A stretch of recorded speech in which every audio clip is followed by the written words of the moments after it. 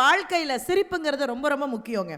சிரிப்புங்கிற ஒரு விஷயம் இல்லைன்னா நான் எப்போவோ தற்கொலை பண்ணியிருப்பேன் மகாத்மா காந்தி அவர்கள் சொன்னாங்க. சிரிப்புங்கிறது எல்லாருக்கும் அது இயல்பாக வந்துடும். ஆனால் நிறைய இடத்துல நான் தப்பாக நினச்சக்கூடாது, ஆண்கள் மட்டும் கோச்சிக்கூடாது. சார் என்னடா இவ வர்றாளே டிவியில் எப்போ பார்த்தாலும் பொம்பளைங்களுக்கு சப்போர்ட் பண்ணுறா, வெளியில் வந்தாலும் அப்படி தப்பாக நினச்சிடக்கூடாது சார். இயற்கையாகவே சிரிக்கிற குணம் பெண்கள்கிட்ட அதிகமாகவே இருக்கும். அது இயற்கையாக இருக்கும். ஆண்கள் எப்போவுமே இறுக்கமாகவே இருப்பாங்க. நானே சில நேரத்தில் கேட்பேன், ஏன் ஆண்கள் இறுக்கமாகவே இருக்காங்கன்னு பார்த்தா ஒன்றும் பெரிய விஷயம் இல்லை.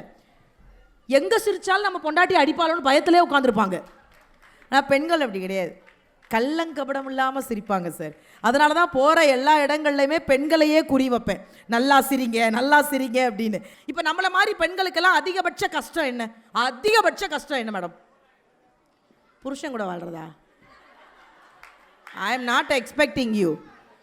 நான் எவ்வளவோ தேவலை. நான்லாம் என் கணவரை பார்த்தா கையெடுத்து கும்பிடுவேன், கண் கண்ட தெய்வமாக பார்த்துக்கிட்டு இருக்கேன்.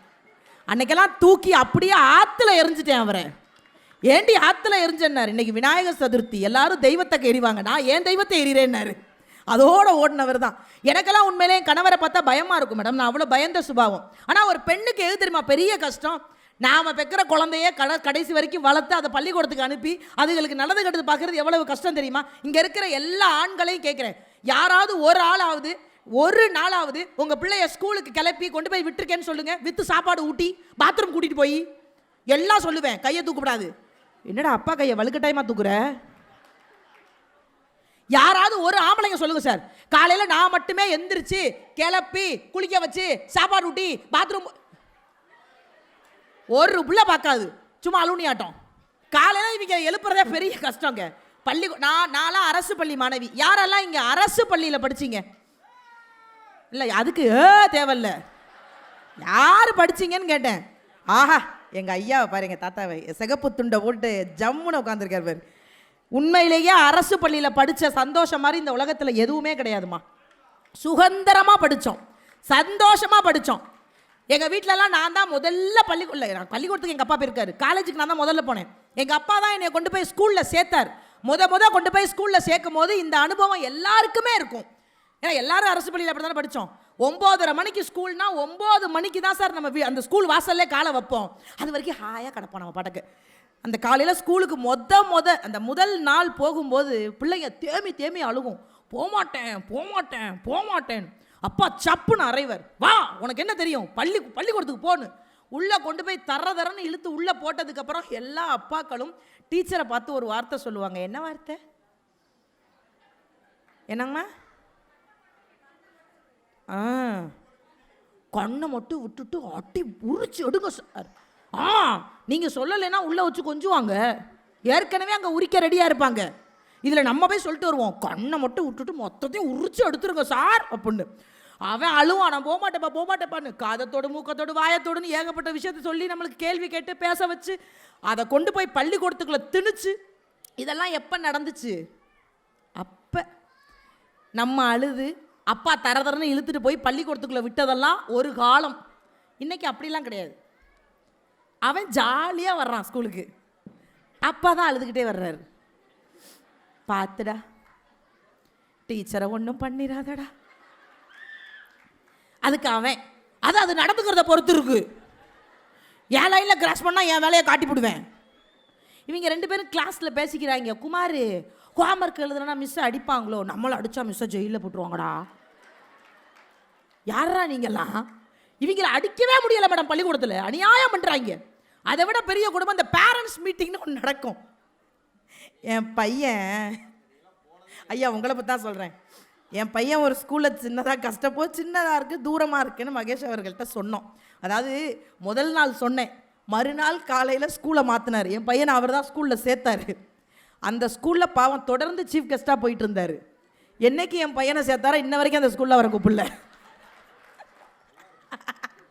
இது சத்தியமான உண்மை. பையனை கொண்டு போய் அவர் தான் ஸ்கூலில் சேர்த்து விட்டார். இந்த பேரண்ட்ஸ் மீட்டிங்னு நடக்கும் சார். அன்னைக்கு மட்டும் நம்ம பெத்த பிள்ளைங்க நல்லா பாருங்க மேடம், சிவாஜி கணேசனே தோத்துருவார் மேடம். அன்னைக்கு காலையில் நம்மள்ட்ட நடிப்பாங்க பாரு, ஒரு நடிப்பு. என்ன தேய்ப்பாங்க, பொட்டு வைப்பாங்க, இப்படியும். அன்னைக்கெல்லாம் நேராக ஒருத்தர் போயிட்டார், சார் என் பிள்ளை எப்படி படிக்கிறான்? சூப்பராக படிக்கிறான். பெரிய டாக்டராக வருவான். எப்படி சார் சொல்கிறீங்க? என்ன எழுதுறான்னு ஒரு மண்ணு விளங்கலடா. யாரா எதுக்குடா இவனெல்லாம் பெத்து கூட்டியாந்து என் தலையில் கட்டுறீங்க? அதில் நம்ம ஸ்கூல் படிக்கும் போது ஒரு கேள்வி கேட்பாங்க, நீ டாக்டர் ஆனால் என்ன பண்ணுவ, நீ இன்ஜினியர் ஆனால் என்ன பண்ணுவ, நீ கலெக்டர் ஆனால் என்ன பண்ணுவ. நான்லாம் என்ன எழுதுனேன்னு எனக்கு இப்போ வரைக்கும் தெரியாது. ஆனால் என்ன மாதிரி எழுதி விடுவோம் நம்மளும். அன்னைக்கு ஒருத்தர் போயிருக்கார், குடியரசுத் தலைவரானா என்ன ஆவ எழுதுறா. ஒருத்தெல்லாம் அடிஷ்னல் பேப்பர் வாங்கி எழுதியிருக்கான் மேடம். ஒருத்தன் மட்டும் எழுதாமலே உட்காந்துருக்கான். அவன்கிட்ட போய் கேட்டிருக்காரு, எழுதி தொலைடா, குடியரசுத் தலைவரானா என்ன பண்ணுவ எழுது. அவன் சிரிச்சுக்கிட்டே சொல்லியிருக்கான், நான் குடியரசுத் தலைவரானா நான் ஏன் சார் எழுதணும், என் பிஏ தான் சார் எழுதுவான். போய் பிஏ ஏன்டா உனக்கு பிஏ வர வைக்கணுமா? நான் இவங்களை வச்சு மேய்க்கிறதுலாம் ரொம்ப கஷ்டம். அதில் இந்த இப்போ 10வது 12வது வந்துருச்சு. இவங்களோட போராடுற மாதிரி ஒரு வாழ்க்கை எதுவும். அன்னைக்கெல்லாம் ஒருத்தர் நேராக போயிட்டாப்பா, நான் பாஸ் ஆனால் என்ன ஆகும், எனக்குலாம் நெஞ்சு வழியே வந்துடும், அதான்ப்பா ஃபெயில் ஆகிட்டேன். எனக்கு என்னமோ இந்த டைலாக் இந்த வருஷம் என் பையன் எனக்கு சொல்லுவானோன்னு பயமாக இருக்குது. நான்லாம் நெஞ்சை பிடிச்சிட்டு உட்காந்துருக்கேன் அவனை பார்க்கும் போதெல்லாம். அதை விட பெரிய விஷயம் என்ன தெரியுமா, இவங்களை மேய்ச்சு கொண்டு போய் இந்த பள்ளிக்கூடத்தில் சேர்த்து நம்ம ஒரு வார்த்தை அதிகமாக சொல்லுவோம். டீச்சரை பார்த்து அடிங்கன்னு சொன்னது நான்லாம் ரொம்ப பெருமையாக சொல்லுவேங்க. எங்கள் ஸ்கூலில் நான் அதிகமாக அடி வாங்கின ஸ்டூடெண்ட் எனக்கு தெரிஞ்சு நானாக தான் மேடம் இருப்பேன். என்னையெல்லாம் எங்கள் அப்பா எதுக்கு பெற்றாரு, கொண்டு போய் அடி வாங்குறதுக்கே பெற்றிருப்பார் போல. நான்லாம் அந்த லாஸ்ட் பெஞ்ச் ஸ்டூடெண்ட். யாரெல்லாம் இங்கே லாஸ்ட் பெஞ்ச் ஸ்டூடெண்ட்? அதுக்கும் தேவையில்லை. என்னடா வர வர திருவள்ளூராக இருக்கு, நார்மலாக கத்த மாட்டீங்களா என்னென்ன அநியாயம் பண்ணுறாங்க. இந்த லாஸ்ட் பெஞ்ச் வேறு என்ன பண்ணுறது, என்ன மாதிரி தான் அதுவும் இருக்கும். லாஸ்ட் பெஞ்ச் என் தம்பி எல்லாம் என்ன மாதிரி தான் இருப்பாங்க. இந்த கடைசி பெஞ்சுன்னு ஒன்று இருக்குல்லங்க, இந்த பார்டரில் பாஸ் பண்ணுறதுன்னு சொல்லுவாங்க. நான்லாம் அந்த பார்டர் 35. ஆனால் அது மாதிரி ஒரு சந்தோஷம் எதுவுமே கிடையாது. பார்டரில் பாஸ் பண்ண நம்மளை யாரும் கேவலமாக நினைக்கக்கூடாது. கவியர் வி அப்துல் காதர் ஐயா தான் ரொம்ப அழகாக சொல்லுவார், அதிக மதிப்பெண் எடுத்தவர்கள் எல்லாம் அந்நிய மண்ணிற்காக உழைத்து கொண்டிருக்கிறார்கள், குறைவான மதிப்பெண் எடுத்தவர்கள் மட்டும்தான் என் இந்திய மண்ணிற்காக உழைத்து கொண்டிருக்கிறார்கள். நாளா சாகிற வரைக்கும் இந்த மண்ணுக்கு தான் உழைச்சிட்டு கிடப்பேன். நான்லாம் அதிக மதிப்பெண் எடுத்தவர்கள்லாம் ஈரோடு மகேஷ் மாதிரி அமெரிக்காவில் போய் உழைச்சிக்கிட்டு இருப்பாங்க. நமக்கு அது தேவை கிடையாது. நான்லாம் அந்த பார்டரில் பாஸ் பண்ணுறாருங்க. இந்த லாஸ்ட் பெஞ்சுன்னு ஒன்று சொல்கிறோம்ல, அது ஒரு சந்தோஷமான பெஞ்சு. இந்த பெஞ்சுக்கும் கடைசி பெஞ்சுக்கும் பெரிய வித்தியாசம்லாம் கிடையாது சார். பெஞ்சு டீச்சர் சொல்கிற ஜோக்கை கேட்டு சிரிப்பாங்க, கடைசி பெஞ்சு டீச்சரையே ஜோக்காக நினச்சி சிரிச்சுக்கிட்டு இருப்பாங்க. நான்லாம் அந்த கடைசி பெஞ்சு, டீச்சரை பார்த்து சிரிச்ச மணி சிரிச்சு அடி பிரித்து எடுப்பாங்க. நான் எங்கள் ஸ்கூலில் ரோசி மிஸ்ன்னு ஒருத்தவங்க இருப்பாங்க மேடம். அவங்க என்னென்னா அடிக்க மாட்டாங்க, அவங்க ஒரு நூதன முறையை கையாளுவாங்க. இந்த இடுப்புக்கிட்ட இப்படி நிரட்டுவாங்க. நான்லாம் அப்படியே மேலே போயிட்டு கீழே வருவேன். அட்டி செம்ம வலிக்கும் அந்த இடம். நாங்கள் ஒரு 4-5 பேர் ரெகுலராக மாட்டுவோம், டெய்லி மாட்டுவோம். எங்கள் லூஸ் மாதிரி நாங்கள் சிரிச்சுக்கிட்டே இருப்போம். சிரிச்சோன்னே நறுக்குன்னு கிள்ளி விட்ருவாங்க. கிள்ளி முடிச்சோடனே நாங்கள் ஒரு 4 பேர் நேராக கிளாஸ் ரூமுக்குள்ளே போய் சட்டையை தூக்கி எல்லோரும் பார்ப்பாங்க. எல்லாருக்கும் செவந்து கிடக்கும். நானும் சட்டையை தூக்கி பார்ப்பேன். செவக்கவே முடியாத அளவுக்கு ஆண்டவன் அந்த கலரில் என்னை இறக்குமதி பண்ணியிருக்கான். நான்லாம் உண்மையிலே சார் எங்கள் அப்பா மாதிரி வாழ்க்கையில் உலகத்தில் எப்படி பிறந்தாலும், என்ன கன்றாவியாக பிறந்தாலும் அப்பாக்களுக்கு மகள் தேவதை தான். நான் ஒத்துக்கிறேன், எல்லா அப்பாக்களுக்குமே மகள் தான் தேவதை, அதில் எந்த மாற்று கருத்தும் கிடையாது. ஆனால் எங்கள் அப்பா மேலே நான் கோபமாக இருக்கேன் மேடம். நான் உண்மையிலே என் பிறப்பெல்லாம் அவ்வளோ ஜாலி. நான் பிறந்து அப்படி வெளியில் வரும்போது எங்கள் அப்பா வாசலில் நின்று வாங்கி கேட்டிருக்காரு, குழந்தைய கேட்டால் குளவிக்கல்ல கொடுக்குறீங்கன்னு. பயந்துருக்கார் அந்த மனுஷன்லாம். சரி போடுற ட்ரெஸ்ஸாவது ஒரு நல்ல கலரில் போடக்கூடாது. எனக்கு எங்கள் அப்பா பிறந்து கொஞ்ச நாள் வளர்ந்ததுக்கப்புறம் போட்ட ட்ரெஸ்ஸோட கலர்லாம் என்ன தெரியுமா, மஞ்சள், சிகப்பு. இதென்ன பிரமாதம், இதை விட ஸ்பெஷல் ஐட்டம் ஒன்று இருக்குது, கருப்பு. நீங்கள் நினச்சி பாருங்கள், அந்த ட்ரெஸ்ஸை போட்டு நான் தெரிஞ்சானா குடிச்சாத்தா மாதிரியாக ஓடி இருப்பேன் நான். எங்கள் தெருவில் ஒரு கிளவி இருக்கும், நல்ல பாட்டியம்மா. அந்த அம்மா என்னை கூப்பிடும், ஏவா கொப்பனுக்கு அறிவே இல்லை, என்ன கலரில் எடுத்து கொடுத்துருக்கேன், இந்த கலர் உனக்கு எடுக்கவே இல்லை. நான் மறுநாள் வேறு ட்ரெஸ்ஸு போட்டு வருவேன். தம்பி ஸ்நாக்ஸா, நேற்று இப்படி தான் ஒரு மேடையில் என்னை கொடுத்தாம தின்னுட்டார் சார் ஒருத்தர். சைடு லைட்டாக கை இப்படி வாங்கிருச்சு, அவ்வளோதான். மறுநாள் சிகப்பு ட்ரெஸ்ஸை போட்டு வருவேன். அந்த கிழவி என்னை கூப்பிடும், ஏவா என்ன ட்ரெஸ்ஸு போட்டிருக்கேன், இந்த கலர் உனக்கு எடுக்கவே இல்லை. நான் ஒரு நாள் கடுப்பில் கேட்டேன், இன்னுமா உன்னை இந்த ஆண்டவன் எடுக்கவே இல்லை, நான் என்ன கலர் போட்டாலும் கூப்பிட்டு என் உசுரை வாங்கிட்டு இருக்கேன், போ அந்த பக்கம் அப்படின்னு. இந்த அப்பாக்கள் எப்போவுமே அப்படிதாங்க வாழ்க்கையில். இங்கே நிறைய ஆண் பிள்ளைங்க பெண் பிள்ளைங்க நிறைய பேர் இருக்கோம். நீங்கள் நல்லா கவனித்து பாருங்களேன், எல்லா வீட்லேயுமே அந்த பெண் பிள்ளை பிறந்துட்டா மட்டும்தான். ஒரு காலத்தில் சொல்லுவாங்க சார், ரொம்ப முன்னாடி எனக்கு நல்லா ஞாபகம் இருக்குது.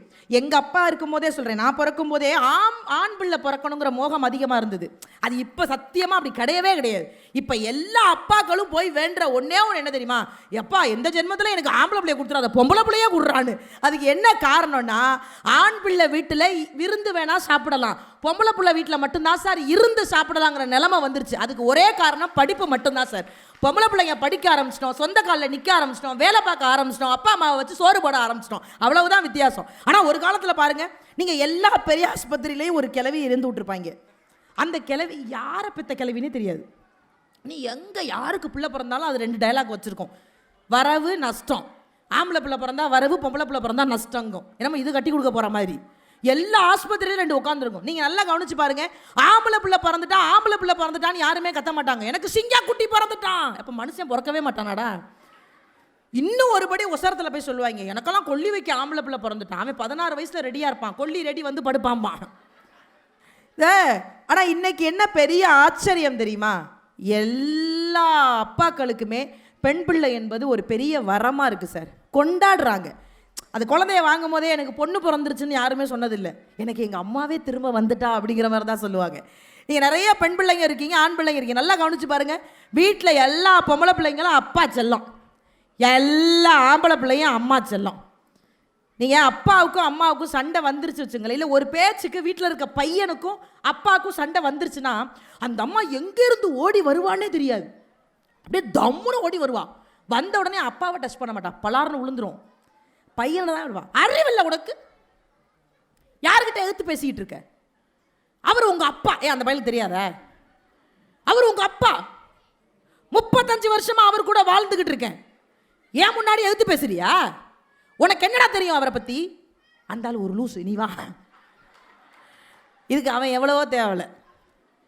ஆனால் இந்த பெண் பிள்ளைன்னு ஒன்று இருக்கு இல்லைங்க, அது மாதிரி வீட்டில் ஒரு சந்தோஷம் எதுவுமே கிடையாது. வாழ்க்கையில் பெரிய சொத்து அதெல்லாம். அப்பாக்கள் இன்றைக்கி நிறைய பேர் கலகலன்னு வீட்டில் சிரிக்கிறோம், சந்தோஷமாக இருக்கோம், மனசை விட்டு பேசுகிறோம் அப்படின்னாலே அந்த பொம்பளை பிள்ளை தான். ஒன்றும் வேணாம், நம்ம ரசம் தான் வச்சுருப்போம், மிஞ்சி மிஞ்சி போனால் ரசம் தான் வச்சுருப்போம்.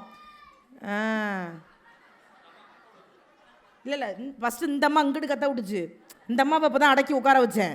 இப்போ அவன் எந்திரிச்சு கத்தனா, இங்கே நான்லாம் யோசிக்க மாட்டேன், மேக்கப்பை கலைச்சி போடுவேன் பார்த்துக்க. ஐயா நான் எங்கேயா ஆம்பளை பிள்ளைங்களை குறை சொன்னேன்? ஆண் பிள்ளைங்க அம்மா செல்லம், பொம்பளை பிள்ளைங்க அப்பா செல்லம். எல்லா இடத்துலையும் நீங்கள் கவனிச்சு பாருங்க, பொம்பளை பிள்ளைங்களுக்கு ஒன்றுனா அப்பா தாங்க மாட்டாங்க, என்ன கேட்டாலும் வாங்கி கொடுத்துருவாங்க. நீங்கள் ஒன்று வேணாம். ஏன் எல்லா அப்பாக்களுக்கும் பொம்பளை பிள்ளைங்களை பிடிக்குது, எல்லா பொம்பளை பிள்ளைங்க அப்பாவை பிடிக்குது தெரியுமா? ரசம் தான் வச்சுருக்கோம். அந்த பொம்பளை பிள்ளை வெறும் ரசம் தான் வச்சுருக்கோம். அது சென்னையில் ஊற்றுனா ஆவடி வரைக்கும் ஓடும்.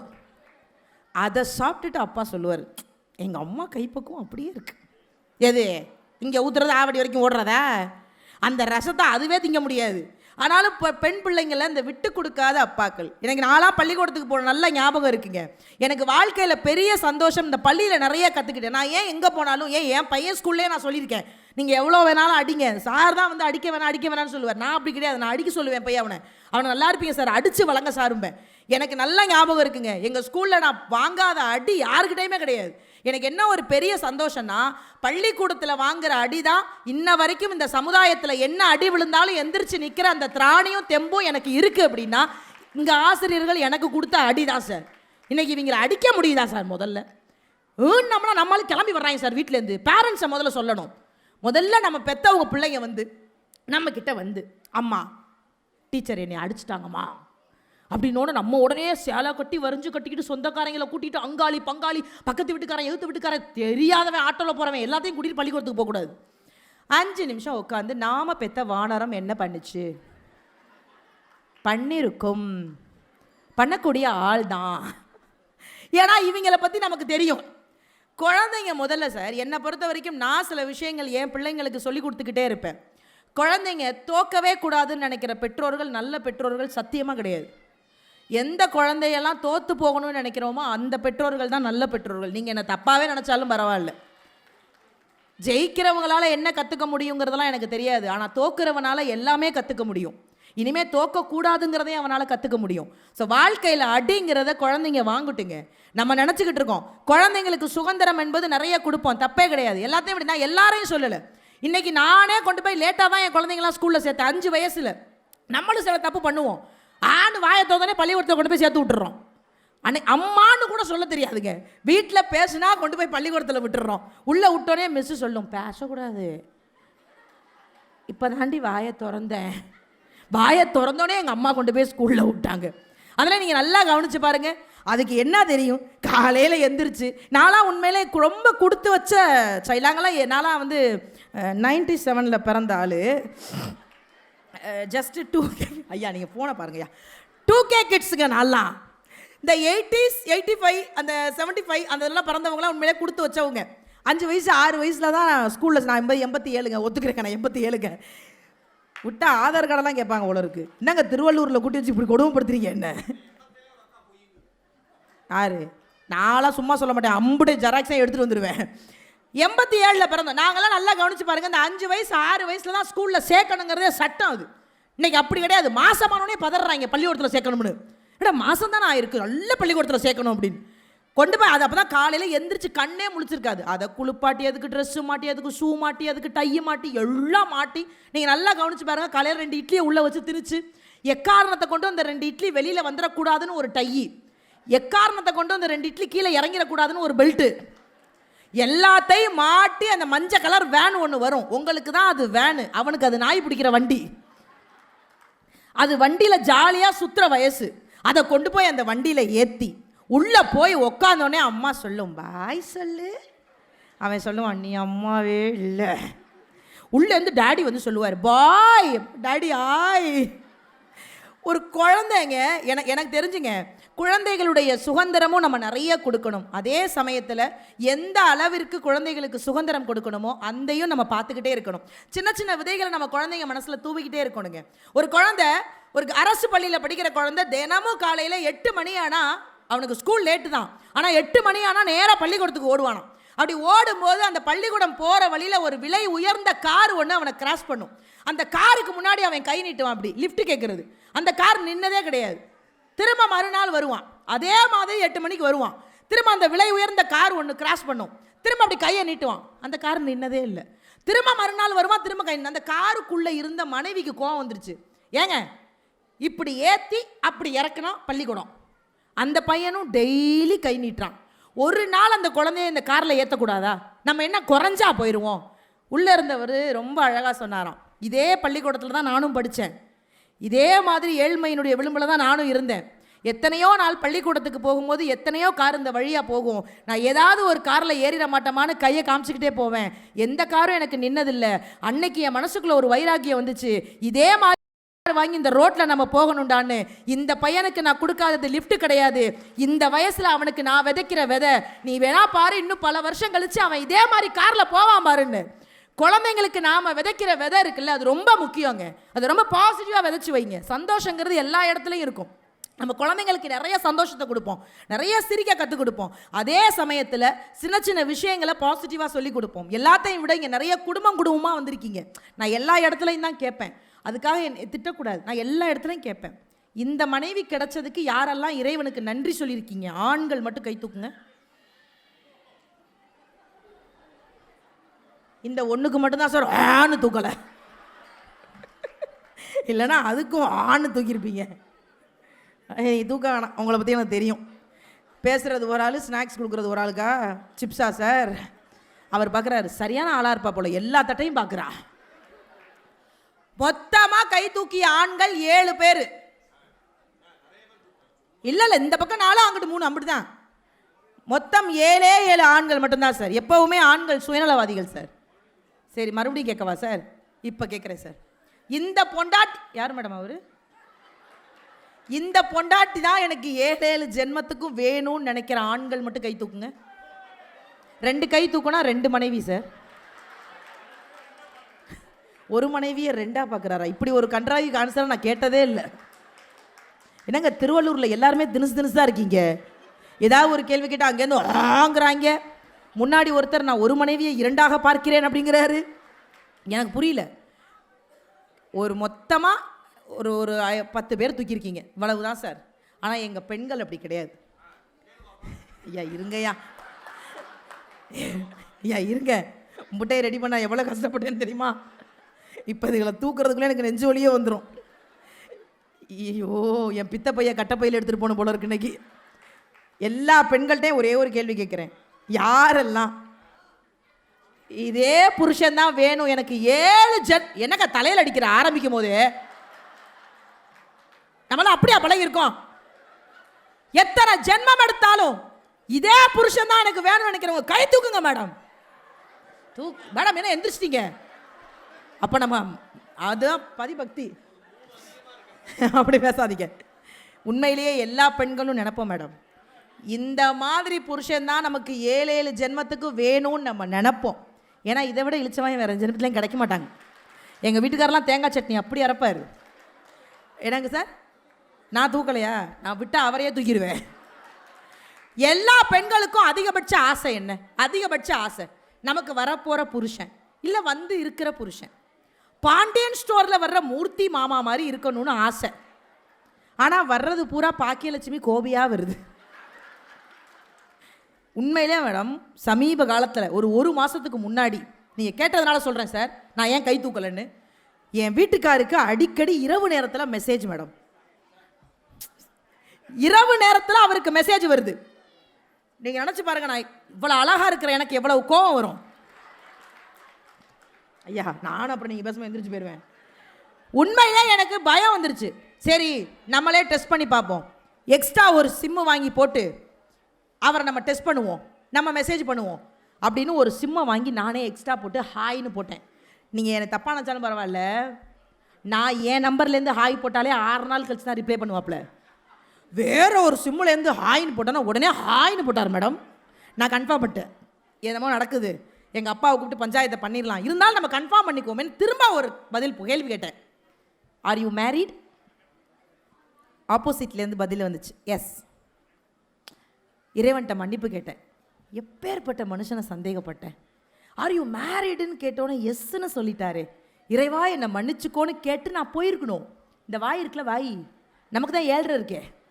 அடுத்த கேள்வி கேட்டேன், உங்கள் ஒய்ஃப் எங்கே? பதில் வந்துச்சு, ஷீ இஸ் டெத். நான் செத்துருக்கலாம். எவ்வளோ கஷ்டம் தெரியுமா அந்த வாழ்க்கையை வாழ்றது.